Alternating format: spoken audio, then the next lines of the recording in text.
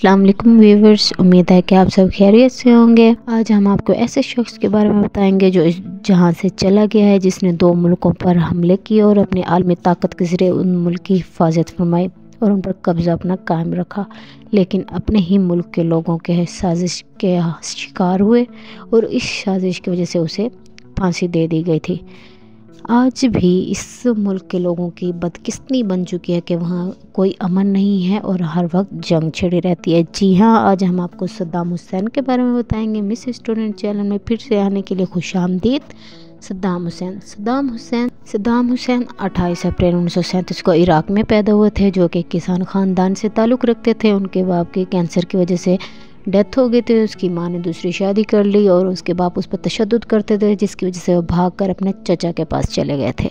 वहाँ उन्होंने अपनी तालीम हासिल की और 1957 में उन्होंने पार्टी ज्वाइन कर ली।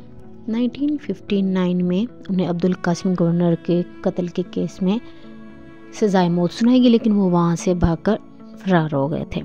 16 जुलाई को वो सदर बने थे। 22 जुलाई को उन्होंने गद्दारों को बेनकाब करके उन्हें रूम से बाहर निकाल दिया और उनकी हिरासत का नोटिफिकेशन जारी कर दिया, लेकिन वो गद्दार अभी हिरासत में नहीं लिए गए थे कि उनके शूट करके उन्हें पहले ही मार दिया गया था।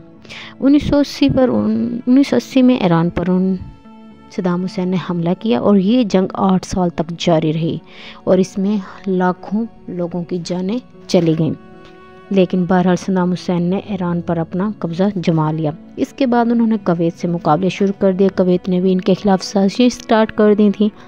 1990 को कुवैत पर भी इन्होंने हमला किया और उस पर भी अपनी हुकूमत कायम की और उन पर कब्ज़ा कर लिया। ये सब कुछ आलमी इत्तेहाद देख रहे थे। उन्होंने इसके खिलाफ सद्दाम हुसैन के खिलाफ मिशन शुरू कर दिया। 2002 में अमरीकी सदर ने इन पर इल्ज़ाम लगाया कि जो इराक पर ऐसी एटमी ताकतें मौजूद हैं जो दूसरे मुल्कों का सत्यानाश कर सकते हैं। इन्होंने जब रिसर्च की, जब तलाशी ली गई, तो उन्हें जब कुछ ना मिला तो उन्होंने इन पर जंग का ऐलान कर दिया और 2003 में हर चीज़ ख़त्म हो गई और सद्दाम हुसैन की हुकूमत भी तबाह बर्बाद हो गई और वो यहाँ से भाग गए।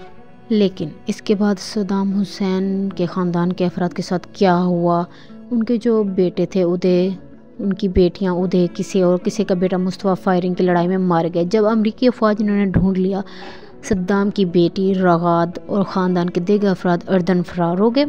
ये बात 9 सितंबर 2022 की है। सद्दाम हुसैन ने इस वजह से हथियार डाल दिए, लेकिन इससे पहले अमरीकी जो सदर था उन्होंने इनके ख़िलाफ़ मिशन कायम किया और उस मिशन को रेड डॉन का नाम दिया, जिसका मकसद सिर्फ़ और सिर्फ सद्दाम हुसैन को ढूंढना था। सद्दाम हुसैन ने इस वजह से उसके ख़ानदान को ढूंढना शुरू कर दिया था, इस वजह से अपने हथियार डाल दिए थे और कोई मज़ामत नहीं की। उससे MH6 लिटर बर्ड 160वीं SOAR से तकरीत मिशन सपोर्ट साइट पर लिया गया, जहां पर उनकी हिरासत की गई और हिरासत में उन्हें ले लिया गया और उन्हें फांसी की सज़ा दे दिया। बिल आखिर 13 दिसंबर 2003 को उसकी गिरफ्तारी के बाद उसका ट्रायल इराकी अबूर हुकूमत के तहत हुआ। 5 नवंबर 2006 को सद्दाम को इराकी हाई ट्रिब्यूनल 1982 में जो इंसानियत के खिलाफ जुराइम का मुजरिम करार दिया गया और फांसी की सज़ा सुनाई दी।